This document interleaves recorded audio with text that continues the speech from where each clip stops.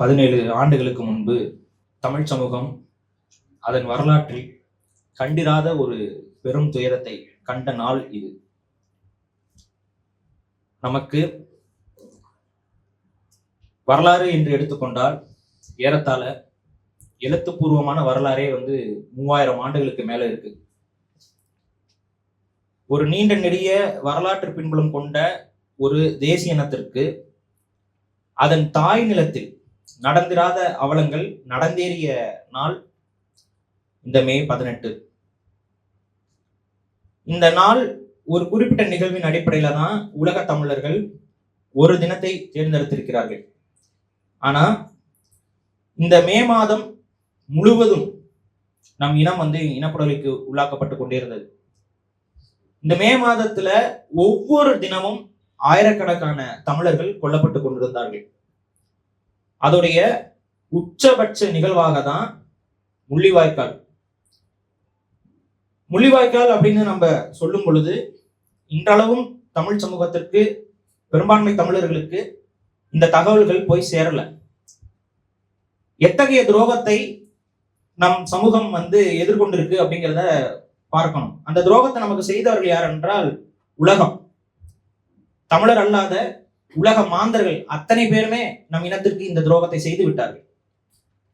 உலக நாடுகள், இந்த இனப்படுகொலையில பங்கு பெறக்கூடிய நாடுகளுடைய எண்ணிக்கை மட்டுமே கிட்டத்தட்ட 22 நாடுகள்.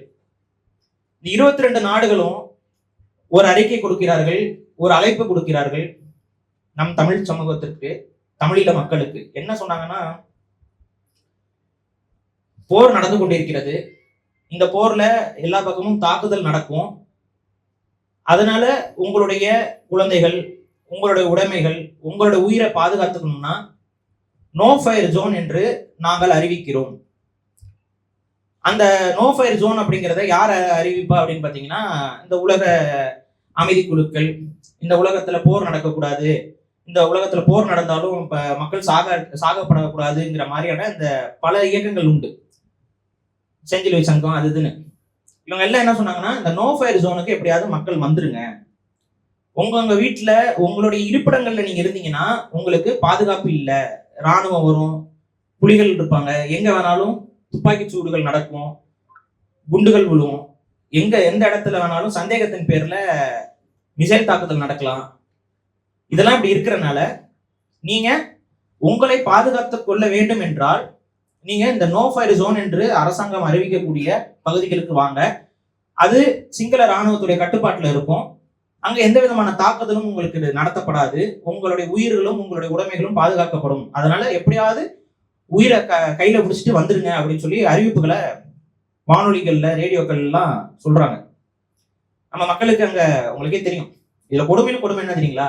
ஈழத்தில் மக்கள் அவரவர் வீட்டில் இருந்திருந்தால் கூட இத்தனை பெரிய இழப்பு நமக்கு ஏற்பட்டிருக்காது. ஏன்னா அவங்களுக்கு ஈழத்தை பார்த்த நிறைய பேருக்கு தெரியும், சின்ன சின்ன கிராமங்கள் இருக்கும். அது மட்டும் இல்லாம தமிழ்நாடு மாதிரியான நெருக்கமான வீடுகள் இருக்காது. ஒரு வீடு இங்க இருக்கு அப்படின்னா ஒரு கொஞ்சம் ஒரு 1/2 கிலோமீட்டர் தள்ளி தான் இன்னொரு வீடு இருக்கும். இந்த மாதிரி பரவலா இருக்கும்.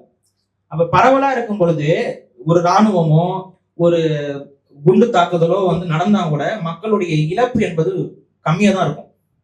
மக்கள் ஓடி ஒளிஞ்சுக்க முடியும், காடுகளுக்குள்ள போயிட முடியும். அப்ப எவ்வளவு ஒரு திட்டமிடப்பட்ட ஒரு இனப்படுகொலை செய்யணுங்கிறதுக்காக நீங்க எல்லாம் பாதுகாப்பா இருக்கணும்னா இந்த இடத்துக்கு வந்துருங்கன்னு சொல்லி அழைப்புகளை பல நாட்கள் அந்த மே மாதம் முழுக்க நம்ம சொல்லிட்டு இருக்காங்க. அப்ப மக்கள் சரி, இந்த முள்ளிவாய்க்கால் பகுதிக்கு போயிட்டோம்னா நம்ம பாதுகாப்பா இருக்கலாம் அப்படின்னு சொல்லிட்டு எல்லா நம் மக்களும் நம் உறவுகளும் அந்த முள்ளிவாய்க்கால் கேம்பை நோக்கி வராங்க. அந்த கேம்புக்கு வர்றப்பவே நம் மக்கள் பிணங்களாக மாற்றப்பட்டார்கள். அதை நம்ம புரிஞ்சுக்கணும். ஏன்னா அந்த கேம்போடைய வாசல்ல சிங்கள ராணுவம் இருக்கும். வரக்கூடியது மக்களா புலிகளா அப்படின்னு தெரியல எங்களுக்கு. அதனால நிர்வாணமா உள்ளவாங்க. நாங்க ஆடைகள் இருக்கக்கூடாது. எப்படி நம்ம போவோம்? குடும்பத்தோட போவோம். ஒரு தகப்பன் இருப்பான், ஒரு மகள் இருப்பா, ஒரு தாய் இருப்பா, ஒரு வயதானவர் இருப்பாங்க, ஒரு வயதான மூதாட்டி இருப்பாங்க. இப்படிதானே குடும்பங்கள், தமிழ் குடும்பங்கள் தானே. நம்ம வீட்டுல நம்ம அம்மா இருப்பாங்க, தங்கச்சி இருப்பாங்க, எல்லாரும் நிர்வாணமா வரணும்னு நாங்க ஒரு செகண்ட், ஒரு நிமிடம் நீங்கள் மனதில் ஏந்தி பாருங்கள். அந்த அவலம் நமக்கு நடந்திருந்தால் அது எவ்வளவு பெரிய அவலமாக நமக்கு இருக்கும்னு ஒரு நொடி யோசிச்சு பாருங்க. பெற்ற தாய மகன் முன்னாடி நிர்வாணப்படுத்தினான், சகோதரிய நிர்வாணப்படுத்தினான், தந்தை முன்னால் மகனை நிர்வாணப்படுத்தினான். உயிரை பாதுகாத்துக் கொள்ளணுங்கிறதுக்காக வேற வழி இல்லாம இந்த அவலத்தையும் சந்திக்க வேண்டிய இடத்துக்கு தள்ளப்பட்டார்கள். அவ்வளவு கொடுமை. அந்த கொடுமையை கடந்து உயிர் பொழைத்தா போதும் அப்படிங்கிற ஒரு இதுல மக்கள் வராங்க. அதுல ஒரு பெரிய அவலம் பண்ணாம சிங்கள காடையர்கள்ல வரக்கூடிய பெண்களுடைய மார்பகங்கள்ல செக்கிங் பண்றேங்கிற பேர்ல இது என்ன, இதுக்குள்ள நீ என்ன வச்சிருக்க அப்படின்னு சொல்லி மார்பகங்களை தொட்டு தொட்டு பார்த்து மானபங்கப்படுத்தினான். அதையும் கடந்துதான் அந்த முள்ளிவாய்க்காலுங்கிற இடத்துக்குள்ளேயே போறாங்க. அப்படி போற மக்கள் டென்ட், ஒரு சின்ன சின்ன டென்ட் இந்த மாதிரிலாம் கட்டிட்டு அங்க இருக்கிறாங்க. 5 நாள் 6 நாள் இந்த மாதிரிலாம் தங்குறாங்க மக்கள். அப்ப அவங்களுக்கு உணவு கொடுக்கணும்ல, ஏன்னா அது இந்த பக்கம் ஒரு பக்கம் கடல். நீங்க முள்ளிவாய்க்கால நீங்க பாத்தீங்கன்னா இப்ப கூட இருக்கு, கூகுள் மேப் இருக்குல்ல, எடுத்து போட்டு பாருங்க. ஒரு பக்கம் முழுக்க கடல், ஒரு பக்கம் முழுக்க வெறும் பீச், வெறும் மணல், அங்க எதுவுமே இருக்காது. நீங்க உணவுக்கு அங்க ஒண்ணுமே இருக்காது. அந்த மாதிரி ஒரு இடம். தப்பிச்சு ஓடுறதுக்கும் வழி இல்லை. கடலுக்குள்ள ஒன்னா நீந்தி போகணும் அந்த பக்கம், இல்லைன்னா இந்த பக்கம் முழுக்க கேம்ப் போட்டிருப்பாங்க, சிங்கள ராணுவத்தோட கேம்ப். ஒண்ணுமே பண்ண முடியாது. அங்கதான் போறாங்க. உணவே கொடுக்கல. 5 நாளுக்கு 6 நாளைக்கு உள்ள போனவங்களுக்கு உணவே கொடுக்கப்படல. உணவு இல்லாம வாடுனாங்க. சில நாடுகள் என்ன பண்றாங்கன்னா ஹெலிகாப்டர்ல இருந்து அரிசி மூட்டைகள் இதெல்லாம் மட்டும் போடுறாங்க. நல்ல தண்ணி கூட அங்க இல்ல. நல்ல தண்ணி இல்லைங்க. நம்ம நினைக்கிறோம் நல்ல தண்ணி அங்க இருந்துச்சு அப்படின்னு. இல்ல, அங்கதான் கடற்கரை ஓரத்துல எங்க ஊற்று இருக்க போது எங்க குடிக்கிறதுக்கு தண்ணி கிடையாது. குழந்தைகள் இருக்காங்க.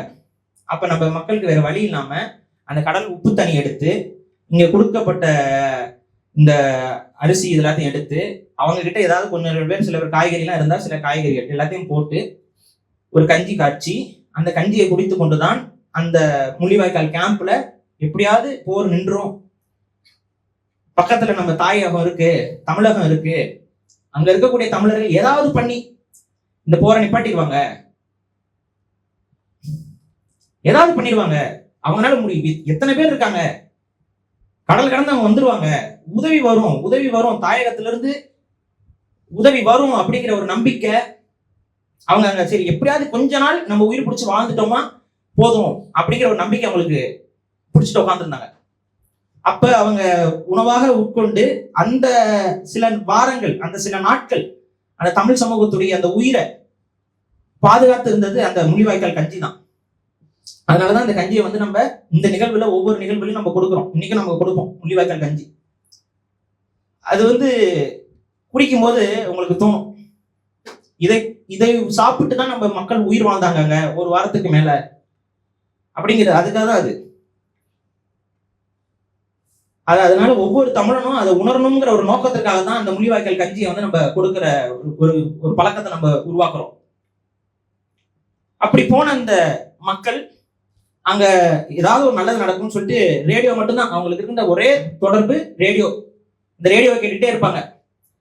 அதுல பாத்தீங்கன்னா வானொலியில வரும், தமிழகத்துல இருக்கக்கூடிய அரசியல்வாதிகள் இந்த முடிவு எடுக்கிறாங்க, அந்த முடிவு எடுக்கிறாங்கன்னு, பதவிக்காக இங்க அலையிறாங்க அங்க அலையிறாங்க, இதெல்லாம் வந்துட்டு இருக்கும், வரிசைக்கா வந்துட்டு இருக்கும். இதெல்லாம் கேட்டுட்டு இருக்காங்க. ஏதாவது நம்மளை பத்தி ஏதாவது பேசுறாங்களா, போறாங்களா, தமிழகத்துடைய ஊடகங்கள் ஏதாவது பேச்சு பொருளாகுதா? அதுக்காக தமிழ் சமூகம் உணர்வற்று போயிடுச்சுன்னா சொல்ல முடியாது. 19 தமிழர்கள் இந்த மண்ணில் தீக்குளித்தார்கள். எப்படியாவது அந்த போரை நிறுத்திவிட வேண்டும் என்பதற்காக மானமுள்ள தமிழர்கள் 19 பேர் தங்கள் உடலை ஆயுதமாக பயன்படுத்தி தீக்குளித்தார்கள். தடுக்க முடியல. அவங்க உயிர் போச்சு. எரிந்து எரிந்து மடிந்தார்கள். ஆனா யாருக்குமே தோணல. அங்க இருக்கக்கூடியவர்கள் மனிதர்கள், அங்க இருக்கக்கூடியது குழந்தைகள், அங்க இருக்கக்கூடியது பெண்கள், அவங்கள பாதுகாக்கணும், நம்ம ஒரு அநியாயம் பண்றோம், யாருக்கும் தெரியல. இதுல இங்க இருக்கக்கூடிய திமுக போன்ற கட்சிகள்லாம் என்ன சொல்ல அறிக்கை விட்டுருந்தாங்கன்னா, அதான் நோ ஃபயர் ஜோன் ஒரு இடம் கொடுத்துட்டாங்கல்ல, அங்க போயிருங்க, எப்படியாவது போயிருங்க, அந்த நோ ஃபயர் ஜோனுக்கு போயிருங்கன்னு இங்க இருக்கக்கூடிய அரசியல்வாதிகள் அறிக்கைகள், போர் நிறுத்தத்தை பேசிட்டு இருக்கோம், எப்படியாவது நீங்க அங்க போயிட்டீங்கன்னா ஒண்ணும் ஆகாது, தப்பிச்சு போயிருங்க. எல்லா மக்களும் ஓடினார்கள், முள்ளிவாய்க்காலை நோக்கி ஓடினார்கள், அங்க இருந்தாங்க. இப்பதான் இந்த மே 18 நிகழ்வு நடக்குது. 17 ஆண்டுகளுக்கு முன்பு மக்கள் வெளியில ஏறதுக்கு வழியே இல்லை. அங்க தாக்குதல சிங்கள ராணுவம் முன்னெடுக்குது. அதுவும் சாதாரண தாக்குதல் கிடையாது, துப்பாக்கி எடுத்துட்டு சுடல, செல் ஆர்டிலரின்னு சொல்லுவாங்க. அந்த ஆர்டிலரியில நீங்க பார்த்திருப்பீங்க, இந்த போர்லாம் நடக்கும்போது ஒரு லாரி மாதிரி இருக்கும், அதுல நிறைய மிசைல்ஸ் வச்சிருப்பாங்க. அந்த மிசைலை ஓபன் பண்ணி பார்த்தீங்கன்னா அதுக்குள்ள நிறைய குண்டு குண்டு குண்டா இருக்கும். ஒவ்வொரு குண்டும் ஒரு கிரனேட், ஒரு வெடி. நம்ம ஒரு மனிதனை கொள்றதுக்கு ஒரு 10 மனிதர்களை கொள்றதுக்கு ஒரு குண்டு போதும். இந்த ஆர்டிலரி இதை அப்படியே அடிக்கும், அது இப்படியே சாஞ்சு சாஞ்சு அடிக்கும். அந்த ஆர்டிலரி போட்டு லட்சக்கணக்கான மக்கள் முள்ளிவாய்க்கல்ல அரசாங்கம் சொல்லுது, உலக நாடுகள் சொல்லுது, உலக அமைப்புகள் சொல்லுது, இங்க வந்துட்டா பாதுகாப்பா இருப்போம்னு சொல்றாங்கிற ஒரு காரணத்துக்காக தான் அங்க வந்தாங்க. இல்லைன்னா அவன் வேலையை பார்த்துட்டு பொழப்ப பார்த்துட்டு காட்டுக்குள்ளனாச்சு போய் தப்பிச்சிருப்பான். ஆனா வாங்கன்னு சொல்லி கூப்பிட்டு கழுத்தறுத்தாங்க. இந்த உலக நாடுகள் தடுத்திருக்க வேண்டாமா? ஏண்டா இங்க பாதுகாப்பு, இங்க இருக்கிற ஆர்டிலரி நிப்பாட்டி வச்சிருக்கிற ஆர்டிலரி வாகனங்கள் இங்க ஏன்டா நிக்குதுங்கிறது கூட இந்த உலக அமைப்புகளுக்கு தெரியாதா? சேட்டலைட்லாம் இருக்கு, தெரியாமலாம் இல்ல, எல்லாருக்கும் தெரியும். உலக நாடுகள் அத்தனைக்கும் தெரியும் இங்க ஒரு இனப்படுகொலை செய்ய போறோம்.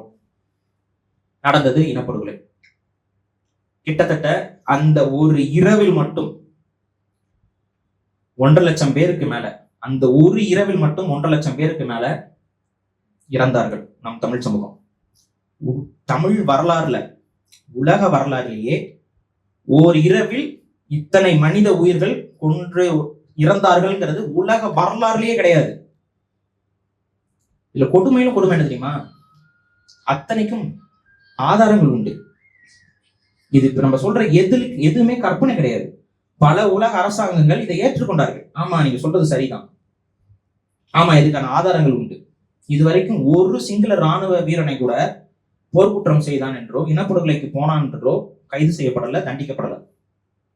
ஒருத்தம் கூட தண்டிக்கப்படல. அதுல ஒரு காட்சிலாம் இருக்கு. அந்த காட்சியெல்லாம் நான் எப்பவுமே எங்க இயக்கத்தவர்களுக்கு, நம்ம இயக்கத்தவர்களுக்கு சொல்றது ஒண்ணு என்னன்னா, ஒவ்வொரு முறையும் உங்களுக்கு தமிழ் தேசிய பாதையிலிருந்து விலகுற மாதிரியான ஒரு சூழலோ இல்ல தமிழ் தேசிய பாதையில் உங்களுக்கு ஒரு பெரிய எதிர்ப்போ மன உறுதி இன்மை ஏற்படுதுன்னா நீங்க செய்ய வேண்டியது என்னன்னா, இனப்படுகொலை அன்று நடந்த அந்த அவலங்களை மீண்டும் மீண்டும் மீண்டும் பாருங்க, திரும்ப திரும்ப திரும்ப பாருங்க. அதை பார்க்கும் பொழுதுதான் உங்களை நீங்களே இந்த தமிழ் தேசிய பாதையில் உண்மையும் நேர்மையுமாக பயணிப்பதற்கு அது ஒண்ணு மட்டும்தான் உங்களுக்கு வழிகாட்டும். வேற எதுவுமே உங்களுக்கு வழிகாட்டாது. வேற எதுவுமே உங்களை நேர்மையான பாதையில நடக்க விடாது. அது ஒண்ணு மட்டும்தான். அந்த காணொலியில பாருங்க. சிலர் இன்னைக்குமே நான் சொல்றேன், நிறைய பேர் பார்க்கல. நிறைய பேர் எங்களுக்கு மனசு உடஞ்சிரும், அதை பார்க்கறதுக்கு எங்களுக்கு கஷ்டமா இருக்கு. அதை பார்க்கறதுக்கே உங்களுக்கு கஷ்டமா இருக்குன்னா அந்த கஷ்டத்தை அனுபவித்தது நம் சொந்தம் இல்லையா? நம் இனம் இல்லையா? குறைஞ்சபட்சம் அவர்கள் எவ்வாறு இறந்தார்கள்ங்கிறத நீங்க பார்க்கணும், தேடி பாருங்க. ஏன்னா நீங்க பார்க்கணும், அதை பரப்பணும், மக்கள்கிட்ட பரப்புங்க. இன்னைக்கு நிறைய பேர் இந்த ஏஐ வீடியோஸ் எல்லாம் போடுறீங்க, போடாதீங்க. எதுக்குங்க ஏஐ வீடியோ? நடக்காததை நீங்க காட்டுறீங்க. நடந்த காணொலிகள் இருக்கு, அத்தனை காணொலிகளை வெளியில கொண்டு வாங்க, திரும்ப திரும்ப திரும்ப போட்டு தமிழ் சமூகத்தை காட்டுங்க. அதுல ஒரு காணொலி, இந்த மாதிரியான துயர காணொலிகள் உலகத்திலேயே வேற எங்கேயுமே கிடையாதுங்க. வேற எந்த இனத்துக்குமே இப்படி ஒரு ஆதாரங்கள்லாம் இது இனப்படுகொலை அப்படிங்கிறதுக்கு இல்ல. அதுல ஒரு காணொலியில சிங்கள ராணுவ வீரர்கள் ஒரு ட்ரக்கு, ராணுவ ட்ரக்கு, அந்த ராணுவ ட்ரக்குல தமிழ் பெண்கள் நிர்வாண உடல், எத்தனை பேர் இருப்பாங்கன்னு நினைக்கிறீங்க? ஒரு 20-25 தமிழ் பெண்களுடைய நிர்வாண உடல். அந்த நிர்வாண உடல்களை எடுத்து அந்த ட்ரக்ல தூக்கி போடுவான். அப்படி தூக்கி போடுக்கும் போது அந்த சிங்கள நாய்கள் சிங்களத்தில் பேசிக்கொள்ளும். அதுக்கு கீழே மொழிபெயர்ப்பு போடுவாங்க. சேனல் 4 ஆவணத்துல இந்த காட்சி இருக்கு, போய் பாருங்க. மொழிபெயர்ப்பான். இருக்கிறதுலயே இவதான் அப்படின்னு சொல்லி ஒரு பிணமாகி போன ஒரு தமிழ் பெண்ணை கூட அவன் மானபங்கப்படுத்திட்டு இருப்பான். இந்த காட்சி இருக்கு. இது இலங்கை ராணுவம், இலங்கை ராணுவ வீரர்களே அவனுங்களே எடுத்துக்கிட்டது வீடியோ. அவனுங்களே எடுத்த வீடியோ, வெளியில இருந்தெல்லாம் யாரும் எடுக்கல, அவனுங்களே எடுத்த வீடியோ இது இருக்கு. அதுல நின்னவெல்லாம் அவன் முகமும் தெரியும், அவன் யாருன்னு தெரியும், அவன் நேம் பேட்ச் தெரியும். தண்டிச்சாங்களா? அவன் நேம் பேட்ச் இருக்கும், அவன் தான் தண்டிக்கப்படல. அவன் கொழும்புல எங்க சுத்திட்டு இருப்பான். சிலர் சொல்றாங்க கொழும்பு இலங்கைக்கெல்லாம் டூர் போலாம், தப்பு கிடையாது, டூர் போறது அவங்க உரிமையா. என்ன உணர்வு இவங்களுக்கு எல்லாம் இருக்கு? கொழும்புக்கு போய் டூர் போறது அது உரிமையா? அதெல்லாம் யாரும் தலையிடக்கூடாதான். கொழும்பு என்ன சிங்களவர்களுடைய தலைநகரம், அங்க டூருக்கு போறாங்க. போயிட்டு உணர்வு இருக்கு, உண்மையாக நாங்க நிக்கிறோம், இதை நம்ம எடுத்து கேள்வி கேட்டா அதுக்கு பதில் வராது. ஏன் டூர் முதல்ல அதை எதுக்கு பதிவு பண்ண அனுப்புறேன்? ஏன் இலங்கைக்கு நம்ம போக கூடாதுங்கிறதே நிறைய பேருக்கு புரியல. நீங்க ஒவ்வொருத்தரும் ஒரு நாட்டுக்கு போறீங்கன்னா அந்த நாட்டுக்கு வீசா எடுக்கிறீங்க, அந்த நாட்டுக்கு போயிட்டு ஒரு பொட்டி கடையில வாங்கி சாப்பிடுறீங்க, அந்த நாட்டுல போயிட்டு ஒரு ஹோட்டல்ல தங்குறீங்க. யார் அவன்? அந்த ஹோட்டல் நடத்துறவன் யாரு? இவ்வளோ ஒரு இனப்படுகொலை நடக்கும் பொழுது, இந்த இனப்படுகொலை நடந்து முடிஞ்சதுக்கு அப்புறம் நீங்க போய் தங்கக்கூடிய ஹோட்டல்ல பட்டாசு வெடிச்சு கொண்டாடுனா, சிங்களவர்கள் அந்த போர்ல சிங்கள ராணுவம் ஜெயிச்சு விட்டதுங்கிறதுக்காக எப்படி கொண்டாடினான்னு போய் பாருங்க. அந்த காணொலிகளும் இருக்கு இணையதளத்துல, போய் பாருங்க. அவனுக்கு தெரியாதா இனப்படுகொலை நடந்துச்சுட்டு? தமிழர்கள் எல்லாம் மக்களை நம்ம கொண்டு குமிச்சோம்னு அவனுக்கு தெரியாதா? கொண்டாடினான், அவ்வளவு மகிழ்ச்சியா கொண்டாடினான். அவர்களுடைய கடையில போய் நம்ம வாங்கி சாப்பிடணும், அவர்களுடைய கடைகளுக்கு போய் நம்ம தங்கணும், இலங்கை டூரிசத்தை நம்ம வளர்க்கணுமா? நம்ம சொல்ற கருத்து இல்ல, புலம்பெயர்ந்த தமிழர்கள் புலிகளுடைய கட்டமைப்பு அவர்களே சொல்லியிருக்கிறார்கள். எக்காரணத்தை கொண்டும் ஸ்ரீலங்கன் ஏர்வேஸை பயன்படுத்தக்கூடாது, எக்காரணத்தை கொண்டும் ஸ்ரீலங்காவோட டூரிசத்தை நம்ம ப்ரமோட் பண்ணக்கூடாது சொல்றாங்க. ஏன் சொல்றாங்க? இதற்காகத்தான். இதெல்லாம் தமிழ் தேசியம் பேசக்கூடியவர்கள் உள்வாங்கிக் கொள்ளுங்கள். இலங்கைக்கு நம்ம என்ன கோரிக்கை வைக்கிறோம்?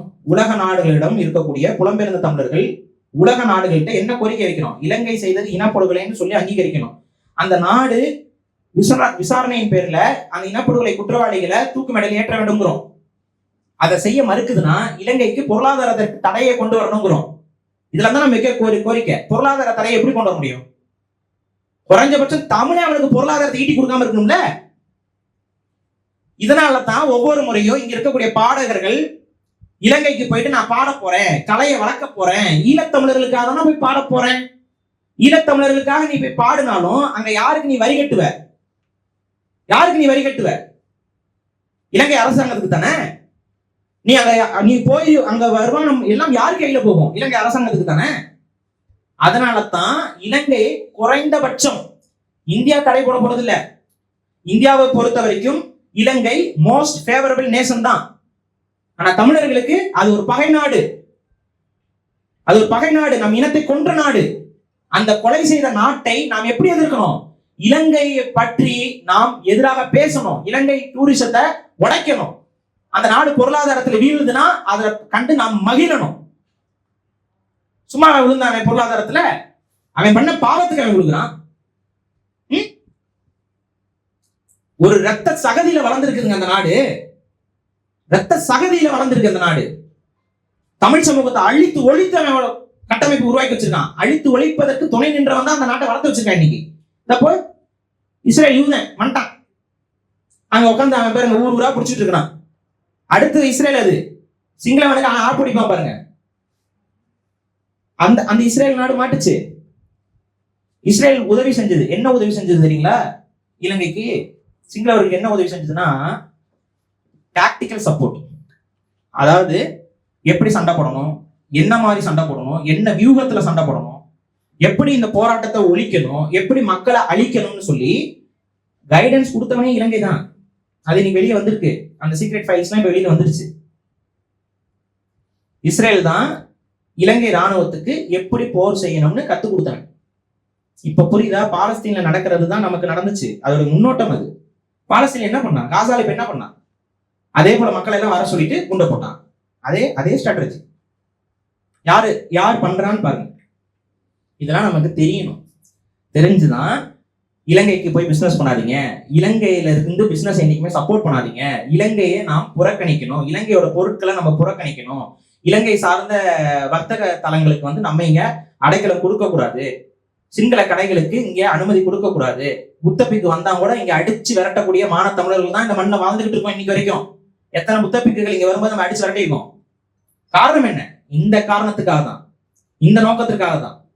இப்படிதான் நம்ம முழுக்க முழுக்க இலங்கையோட பொருளாதாரத்தை நம்மால் முடிந்தவரை தடை செய்ய வேண்டும். அதற்கப்புறம் அதிகாரத்தை கொண்டு, இந்தியாவில் நம்மளுடைய அதிகாரத்தை கொண்டு அவர்களுக்கு அழுத்தம் கொடுப்பதற்கான வழிமுறைகளை செய்யணும். ஆனா அதை செய்யறதுக்கு இன்னைக்கு இந்தியாவில யாரும் இல்லை. எந்த அளவுக்கு இருக்காங்கன்னா, இனப்படுகொலை நாள்னு அங்கீகரிக்கணும்னு சொல்லிட்டு இருக்கோம். நிறைய பேர் பேசுறாங்க.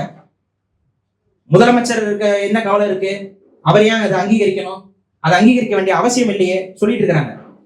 இவர் யாருதான் அங்கீகரிக்கிறது? இன்னைக்கு தமிழக முதல்வர்கிட்ட நம்ம கோரிக்கை வச்சோம். என்ன கோரிக்கை வச்சோம்? இதை இனப்படுகொலை நாள் என்று அங்கீகரிக்க வேண்டும்னு. இது ஏன் ரொம்ப முக்கியமான கோரிக்கைன்னா, ஈழத்தில் இருக்கக்கூடிய ஒட்டுமொத்த தமிழர்களுடைய எண்ணிக்கை எவ்வளவு நினைக்கிறீங்க? நிறைய பேர் எவ்வளவு நினைச்சிட்டு இருக்கீங்க?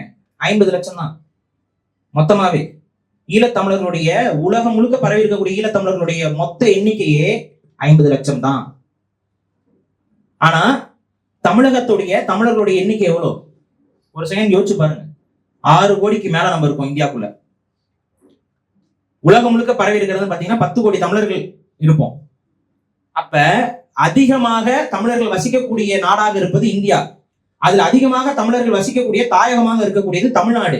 இந்த தமிழ்நாட்டில் இருக்கக்கூடிய முதலமைச்சர் தமிழர்களால் தேர்ந்தெடுக்கப்பட்டவர். அவரே இலங்கையில் நடந்தது இனப்படுகொலைங்கிறத அங்கீகரிக்கிறதுக்கு தயங்குறாரு அப்படின்னா நம்ம என்ன மாதிரி அரசியல் செஞ்சுட்டு இருக்கோம் இங்க? இதுதான் இங்க இருக்கக்கூடிய நமக்கு பிரச்சனை. ஏன் அவங்களால சொல்ல முடியாதா? உங்களுக்கு என்ன ஆதாரம் வேணும்? அங்க நடந்தது இனப்படுகொலை தான் சொல்றதுக்கு? குழந்தைகள் கொல்லப்பட்டிருக்கு. காட்சிகள்லாம் பாத்தீங்கன்னு வைங்களேன், ஒரு தாய் இறந்து கிடப்பாங்க. அந்த தாயோடைய மார்பில் பால் தேடிக்கொண்டிருக்கும் ஒரு குழந்தை. இது நடந்தது. இன்னைக்கு அதற்கான சின்னத்தையும் வச்சிருக்கிறாங்க ஈழத்துல. உண்மை, ஒரு நொடி யோசிச்சு பாருங்க. அந்த பால் குடிக்கக்கூடிய குழந்தை என்ன பாவம் செய்தது இந்த மண்ணில், இந்த உலகத்துல? சொல்லுங்க, என்ன பாவம் செஞ்சது?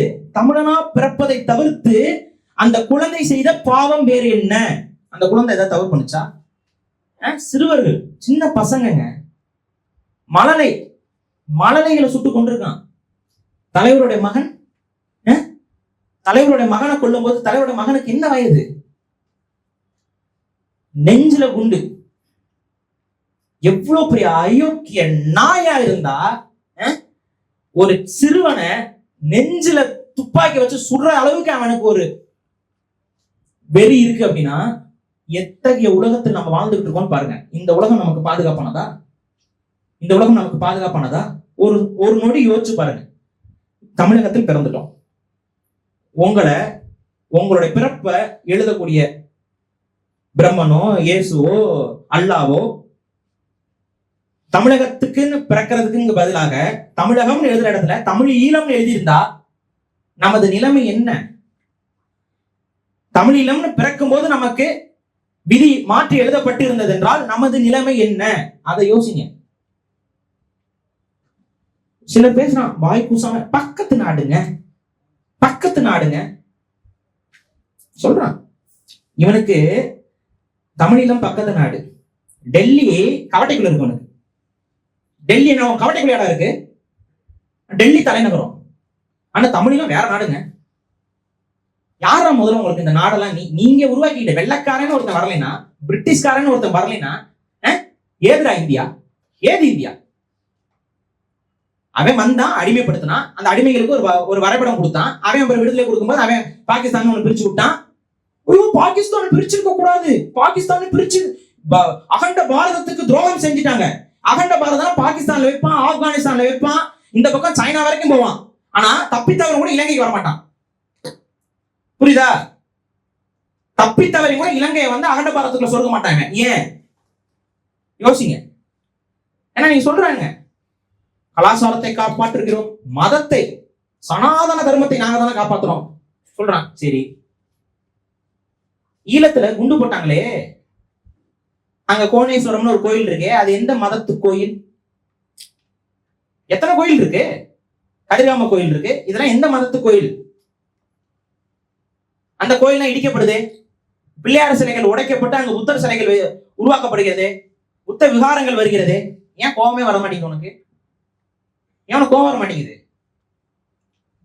ஒரு இந்த சங்கிகளுக்கு ஒரு நிகழ்வை நம்ம சொல்ல வேண்டியது இருக்கு. கோயிலுக்குள்ள போய் கோயிலில் மணியாட்டி கொண்டிருந்த ஒரு பிராமணர், ஈழத்திலையும் பிராமணர்கள்லாம் உண்டுடா, மயிலாப்பூர்ல மட்டும் பிராமணர் இல்ல, ஈழத்திலையும் பிராமணர்கள்லாம் உண்டு. கோயில்ல பூஜை செய்து கொண்டிருந்த ஒரு பிராமணரை சிங்கள காடையர்கள் ரோட்ல இழுத்து போட்டு கொளுத்தியே கொண்டானுங்க. கொளுத்தி கொண்டானுங்க. நடந்திருக்கு. உன்னோட சனாதனம் என்ன பண்ணுச்சு? உன்னுடைய பாஜக அரசு என்ன பண்ணுச்சு? இது வரைக்கும் அங்கீகரிக்குதா? சீனாவுக்கு எதிராக இந்தியாவுடைய வல்லரசு, சீனாவுக்கு எதிராக நாங்கள் வளர்ந்து வந்து கொண்டிருக்கிறோம், சீனாவுக்கு எதிராக சீன பொருட்களை வாங்காதீர்கள், பயன்படுத்தாதீர்கள். சீனாவுக்கு இன்னைக்கு அடைக்கலம் கொடுக்கிறவன் யாரு? சிங்களவன். ஆனா சிங்களவர்கள் இவர்களுக்கு நண்பர்கள், இப்ப வரைக்கும் நண்பன். அப்ப யார் இவர்களுக்கு எதிரி? யார் இவர்களுக்கு எதிரி? யாரை எதிரியா பாக்குறான்? என்னதான் இருந்தாலும் ஆயுதம் தூக்குறது தப்பு தானே. இந்த விமர்சனத்தை உங்ககிட்ட யாராவது கொண்டு வந்து சொன்னா ஒரு விஷயம் புரிஞ்சுக்கோங்க, ஆயுதத்தை நாங்க தூக்கல, நீ தான் என்கிட்ட ஆயுதத்தை திணிச்ச. என்கிட்ட ஆயுதத்தை திணிச்சது இந்திய நாடு. இந்த வரலாறை பேசுங்க, தொடர்ச்சியா பேசுங்க. தலைவருக்கு அவரே ஆயுதம் எடுத்துட்டு வந்தாரா? தலைவருக்கு எப்படி துப்பாக்கி சுடணும் யார் கத்துக் கொடுத்தது? யார் கத்துக் கொடுத்தது? இந்திய ராணுவம். ஏன் கத்துக் கொடுத்த? ஏன் கத்துக் கொடுத்த? இதுக்கு பதில் இருக்கா? நம்மள வந்து இவர்கள் எல்லாம் ஆயுதம் ஏந்தி போராடுகிறார்கள், இது ஒரு ஜனநாயகமா? இது ஒரு தீவிரவாதம் இல்லையா? அப்ப எங்களுக்கு ஆயுதத்தை கொடுத்து போராடுன்னு சொன்ன நாடு தீவிரவாத நாடா இல்லையா? அதுக்கு பதில் சொல்லு. நாங்கள் தீவிரவாதிகள் என்றால் எங்களிடம் தீவிரவாதத்தை திணித்த அந்த நாடு தீவிரவாத நாடா இல்லையா? பாகிஸ்தான்காரன் ஒருத்த வந்து இங்க குண்டு வச்சு வெடிச்சா பாகிஸ்தான்ல இருந்து வந்து வெடித்து விட்டான், பாகிஸ்தான் நாடு தீவிரவாத நாடுன்னு பேச தெரிஞ்ச இந்த சங்கிகளுக்கு தமிழர்கள் கையில ஆயுதத்தை கொடுத்து நீங்க போய் வெடிச்சு சாவுங்கன்னு சொல்லும் பொழுது நீ யாரு? நீ என்ன நாடு? உன்னது நாடு இந்த நாடு. அப்ப மட்டும் எங்க புத்தி போகுது? அப்ப நோக்கம் என்ன? இவர்களே ஆயுதத்தை கொடுப்பாங்களாம், நீங்க போராடுங்க, தனித்தமிழ் ஈழத்தை பெற்றுக்கொள்ளுங்கள், உங்களுக்காக முழு சப்போர்ட் அப்படின்னு இவங்களே சொல்லுவாங்களாம். அப்படி போராடி கொண்டிருக்கக்கூடிய தலைவரை முதுகுல குத்துவாங்களாம், சிங்களவர்களோட கை கோத்துக்குவாங்களாம், கை கோத்துட்டு முதுகுல குத்துவாங்களாம். தலைவரை உயிரோடோ அல்லது பிணமாகவோ பிடித்து வரணும்னு சொல்லி ஒரு சீக்கியர்கிட்ட சொல்லுவாங்களாம். அன்று அந்த சீக்கியர் இந்தியராக இல்லை, சீக்கியராக இருந்தார். அந்த சீக்கியர் இந்தியராக அல்ல, சீக்கியராக இருந்தார். அதனால அன்னைக்கே ஒரு பெரும் துரோகம் நடக்காம போச்சு. அவர் சொல்லிட்டாரு, என்னுடைய நம்பிக்கைக்கும் என்னுடைய மரபுக்கும் என்னுடைய இனத்திற்கும் ஒருவர் நம்பி கழுத்தறுப்பது பெரும் குற்றம், பெரும் பாவம். அந்த பாவத்தை நான் செய்ய மாட்டேன், எப்படியாவது இங்க இருந்து போயிருங்க, உங்களை உயிரோடவோ அல்லது பிணமாகவோ பிடிக்கணும்னு சொல்லி இந்திய அரசு உத்தரவு கொடுத்திருக்கு. என்னால் அதை செய்ய முடியாது, தப்பிச்சு போயிருக்கு. ஒரு சீக்கியர், அவர் சீக்கியராக இருந்ததால் அன்று நமக்கு அந்த துரோகம் நடக்கல. அவர் மட்டும் ஒரு இந்தியரா இருந்தா என்ன இருக்கும்? அன்னைக்கே நம்மளை முடிச்சிருப்பாங்க. அதுக்கப்புறம் பட்டாங்க. அதுக்கப்புறம் இந்திய நாடு அவர்கள் செய்த தவறுக்கு உணர்ந்தார்கள், பாடம் கற்றார்கள். சும்மா கிடையாது. ஒரு நேர்மையாளன்ட்ட, ஒரு உண்மையாளன்ட்ட, நேர்மையும் உண்மையுமாக களத்தில் நிற்கக்கூடிய ஒரு இன விடுதலை போராளிகளிடம் வாளாட்டுனா, முதுகுல குத்த முயற்சி செய்தால் என்ன விளைவு வரும் அப்படிங்கிறத அந்த பாடத்தை கற்பித்த உன்னத தலைவன் தான் தேசிய தலைவர் மேதகு வேலுப்பிள்ளை பிரபாகரன் அவர்கள். சும்மா ஒண்ணும் பாடம் கற்பிக்கல. இந்திய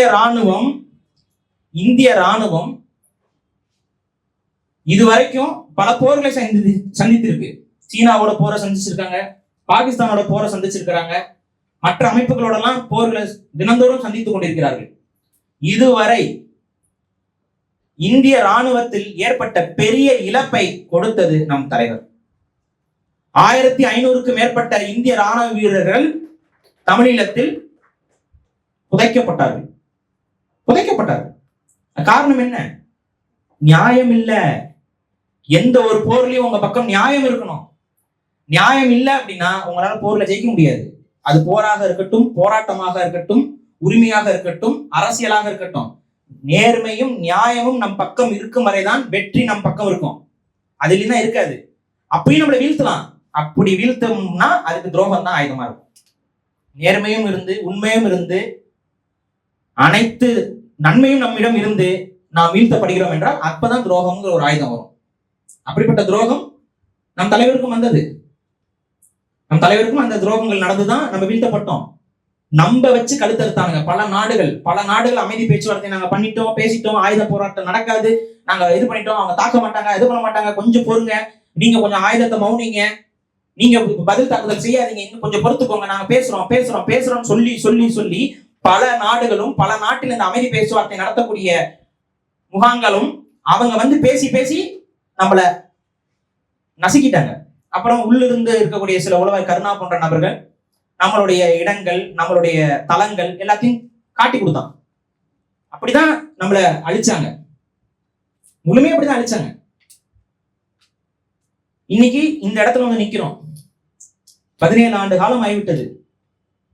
இன்று வரை ஏதோ நேற்று நடந்த நிகழ்வு போலதான் இருக்கு. ஒவ்வொரு முறையும் ஒவ்வொரு மே 18 நிகழ்வை நெருங்கி வரும் பொழுதும் தூக்கம் வராது. இரவு முழுக்க தூக்கம் வராது. அந்த நிகழ்வுகளை பார்த்து பார்த்து பார்த்து நம்மளால எதுவும் செய்ய முடியலையே, எதுவும் பண்ண முடியலையே அப்படிங்கிற ஒரு ஆதங்கம், ஒரு வேதனை நெஞ்சத்துல ஒரு கணம் இருக்கணும். அந்த கணம் உங்களுக்கு வருது பாருங்க. உங்க நெஞ்சில ஒரு கணம் வருதுல, அந்த கணம் தான் நீங்கள் உண்மையான தமிழர் என்பதற்கான சர்டிபிகேட். இந்த நிகழ்வை கடந்து வரும்பொழுது ஒவ்வொரு முறையும் உங்களுக்கு நெஞ்சு வெடிக்குது, கோபம் வருகிறது, எதுவும் செய்ய முடியாத ஒரு நிலையில் நாம் இருக்கோங்கிற அந்த ஒரு வேதனை உங்களுடைய மனதுல தொற்றும் பொழுதுதான் அது நீங்க உண்மையா இருக்கீங்கன்னு அர்த்தம். அதை மனசுல வச்சுக்கோங்க. இன்றைய நிகழ்வு முடிந்தவரை நம்ம வெளியரங்களை நடத்தணும் தான் முயற்சி பண்ணோம். ஆனா நமது இயக்கம் என்பது, இப்ப நான் வந்து இங்க தற்பெருமை அடிக்கல. ஒரு விஷயம் புரிந்து கொள்ளுங்கள். என்னால எவ்வளவு முடியுமோ அதை நான் செஞ்சுக்கிட்டே இருப்பேன். என் உயிர் உள்ளவரை நான் போராடி கொண்டே இருப்பேன். ஆனா தனியே என்னால ஏதாவது பண்ண முடியுமானா என்னால் எதுவும் செய்ய முடியாது. தனி மரம் தோப்பாகாது. இதை நான் நல்லா உள்வாங்கியிருக்கேன். இங்க இருக்கக்கூடிய ஒவ்வொருத்தரும் தோளுக்கு தோல் துணையாக நின்றால் மட்டும்தான் நம்மால் எதையாவது செய்ய முடியும்.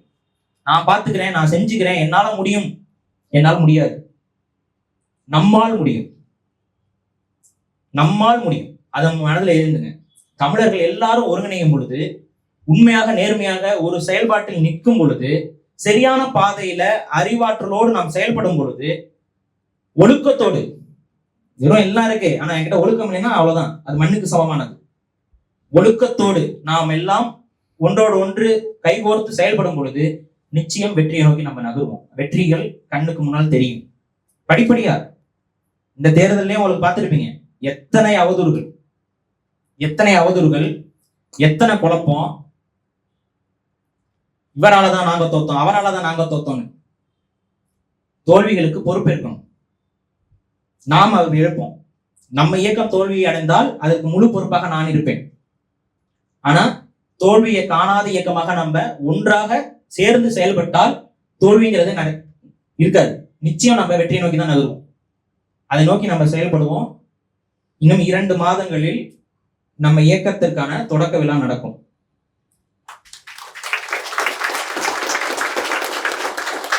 அதை முடிந்தவரை சிறப்பாக, இன்னும் பெருந்திரளாக, குடும்பங்களாக நாம் வந்து ஒருங்கிணைந்து நடத்த வேண்டும். அன்று நம்ம இயக்கத்துடைய ஒட்டுமொத்த கொள்கை, கோட்பாடு, எவ்வாறு செயல்படுவோம், கட்டமைப்பு எப்படி இருக்கும், இது எல்லாத்தையும் நம்ம வந்து அந்த நிகழ்வுல ஒரு 2 மாதங்களுக்குள்ள அதை நடத்துறதுக்கு நாங்கள் முயற்சி பண்றோம். அதுக்கான அறிவிப்புகள் வரும். அதுல நம்ம நிச்சயம் ஒன்றாக தோளுக்கு தோள் நின்று துணை நின்று நிற்போம். நம் இயக்கத்திற்குள்ள இருந்து வீணாக போய்விட்டோம், பொருளாதாரத்தை இழந்துட்டோம், வாழ்க்கையை தொலைச்சிட்டோம்னு யாருமே இருக்கக்கூடாது. நம் இயக்கத்தில் வரக்கூடியவர்கள் ஒவ்வொருத்தரும் மேன்மைப்பட்டு போகணும். இயக்கத்தில் இருக்கக்கூடிய ஒவ்வொருத்தரும் ஒழுக்கத்துல, நேர்மையும் ஒழுக்கத்துல உண்மையா இருக்கணும். இப்ப நம்ம தம்பிகள்லாம் தான் சேர்ந்துதான் வந்து இந்த நிகழ்வை நடத்துறதுக்கு காவல்துறை எல்லா இடத்துலையும் அணுகி அதற்கான சரியான முறைகள் எல்லாம் கேட்டாங்க. காவல்துறை, உளவுத்துறை கண்டிப்பா இங்க இருப்பீங்க. உங்களுக்கு ஒரு சில நன்றிகளையும் சொல்ல வேண்டியது இருக்கு. அதே சமயத்துல உங்களோட சந்தேகங்களுக்கான விளக்கத்தையும் சொல்ல வேண்டியது இருக்கு. எங்களுடைய இன உணர்வை வெளிப்படுத்துவதற்கு ஒரு ஜனநாயக முறையில தான் நாங்க இந்த கூட்டங்களை நடத்திக்கிட்டு இருக்கோம். எதற்கு இந்த பதட்டம், எதற்கு இந்த ஒரு குழப்பம்னா உங்களுக்கு வருதுன்னு தெரியல. எத்தனை அலைபேசி அழைப்புகள் தெரியுமா? ஏன் நடத்துறீங்க, எதுக்கு நடத்துறீங்க? எங்க உறவுகள் இறந்துட்டாங்க அப்படின்னா அவங்களுக்கான நினைவேந்தலை நாங்க ஏன் நடத்துவோம், எதுக்கு நடத்துவோம், எதுக்கு நடத்துவோம்? அது உங்களுக்கு புரிய வேணாமா? அதுல அவ்வளவு பதட்டம், ஏதாவது செஞ்சிருவாங்களோ, ஏதாவது பண்ணிடுவாங்களோ, எதுவுமே நடக்காது. ஏன்னா ஒழுக்கத்தை மட்டுமே எங்களுடைய குணமாக கொண்ட தமிழ் சமூகமாக நாங்கள் திரண்டு வந்து கொண்டிருக்கிறோம். அதனால எந்த பயமும்,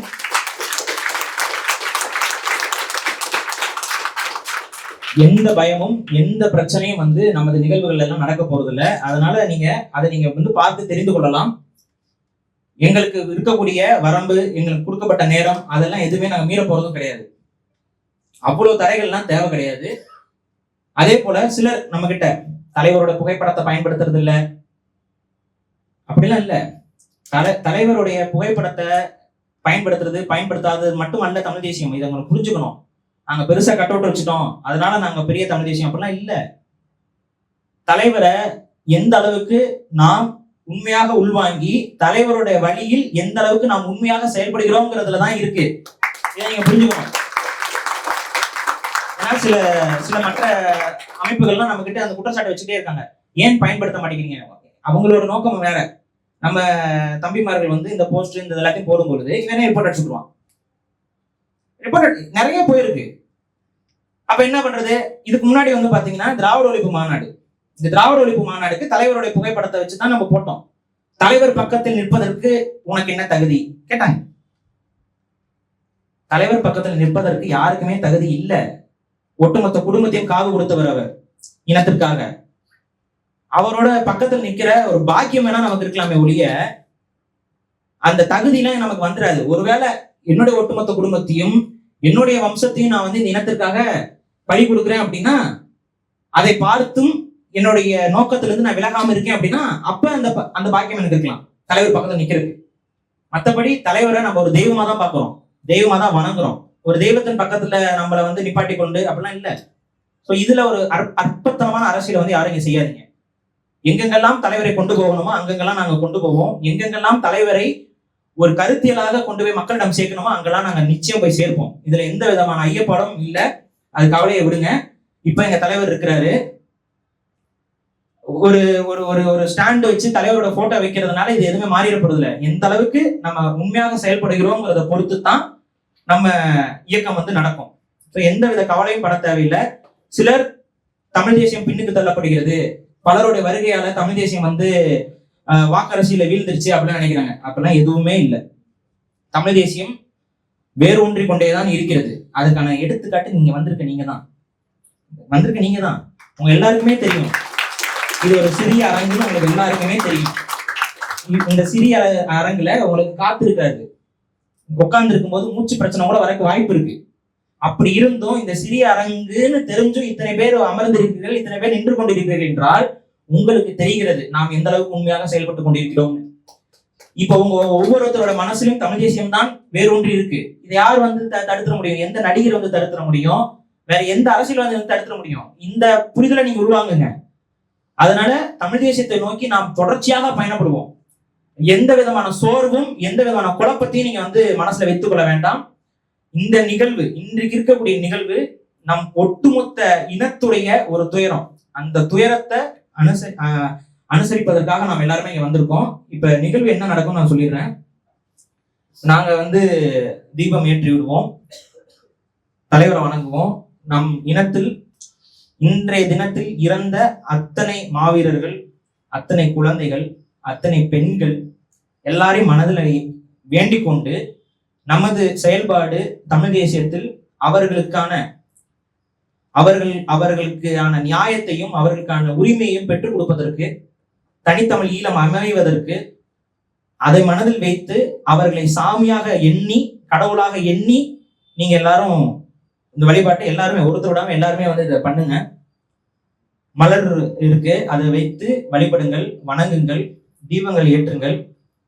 ஒவ்வொருத்தரும் இந்த நிகழ்வை எல்லாரும் பங்கு பெற்றுதான் இதை நடத்தணும். இப்ப நான் ஏற்றிட்டு போறதுங்கிறது இல்லை, எல்லாரும் ஏற்றணும். அது எல்லாருடைய நிகழ்வாக இது இருக்கணும். தொடர்ச்சியாக இந்த நிகழ்வுகளை வந்து நம்ம ஒவ்வொரு ஆண்டும் செய்யணும். அடுத்த ஆண்டு இன்னும் சிறப்பாக நம்ம வெளியில ஏதாவது செய்ய முடியுதா, அதுக்கு அந்த இடத்துக்கு நம்ம வளர்ந்து நிற்போம்னு நம்பிக்கை இருக்கு. 2-3 மாதங்களில் இயக்கம் தொடங்கினதுக்கு அப்புறம் அதுக்கு அடுத்த பணிகளை நம்ம செய்வோம், கட்டமைப்பு பணிகளை செய்வோம். இன்றைய நிகழ்வை வந்து வணங்கி அதே போல காலணிகளை வந்து வைக்க வரும் பொழுது காலணிகளை மட்டும் எடுத்துட்டு அதுக்கப்புறம் வந்து நீங்க வணங்குங்க. அதுதான் நம்மளுடைய சக இனத்தவர்களுக்கு நாம் செய்யக்கூடிய மரியாதை. ஒண்ணு மட்டும் மனதில் ஏந்துங்கள், தனித்தமிழ் ஈழம்தான் நமக்கான ஒரே தீர்வு. புலிகளின் தாகம் தமிழீழ தாயகம். சொல்லுங்க எல்லாம். புலிகளின் தாகம் தமிழீழ தாயகம். அதை நோக்கிதான் நம்ம பயணிக்க போறோம். மனதில் ஏற்றுக்கொள்ளுங்கள்.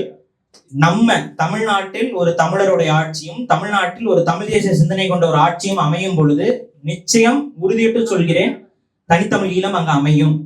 அதை நம்ம சாத்தியப்படுத்துவோம். அதை நோக்கி நாம் எல்லாரும் பயணிப்போம். மனதில் ஏந்து கொள்ளுங்கள். ஒவ்வொரு நாளும் இரவு தூங்குவதற்கு முன்பு ஒவ்வொருவருடைய மனதிலும் நாம் தனித்தமிழ் ஈழம் அடைந்து விட்டதாக கனவு காணுங்கள். எல்லாரும் இதை பண்ணுங்க. ஒவ்வொரு இரவும் தூங்குவதற்கு முன்பு தனித்தமிழ் ஈழம் அமைந்து விட்டது, அந்த அந்த தனித்தமிழ் ஈழம் எப்படி இருக்குங்கிற அந்த கனவுகளை ஒவ்வொருத்தரும் மனதில் ஏந்தி கனவு காணுங்கள். நிச்சயம் கனவுகள் உண்மையாக வருங்கிறத தான் வாக்குறுதியாக கொடுக்கிறோம். வெற்றி நமிதை. வாழ்க தமிழ், ஆழ்க தமிழர். இப்ப நாங்க பண்ணி முடிச்சுனே ஒவ்வொருத்தரும் வந்து நிகழ்வுல கலந்து கொண்டு அனைவருமே இதுல கலந்துக்கணும்னு நம்ம சொல்றோம். அதே போல ஒழுக்கத்தோடு ஒழுங்கோடு நம்ம வரிசையாக ஒரு கியூ மாதிரி ஃபார்ம் பண்ணி வர்றது வந்து சிறப்பாக இருக்கும். எந்த ஒரு இடையூறு இல்லாம இருக்கும். அதையும் நம்ம இங்க சொல்லிக்கிறோம்.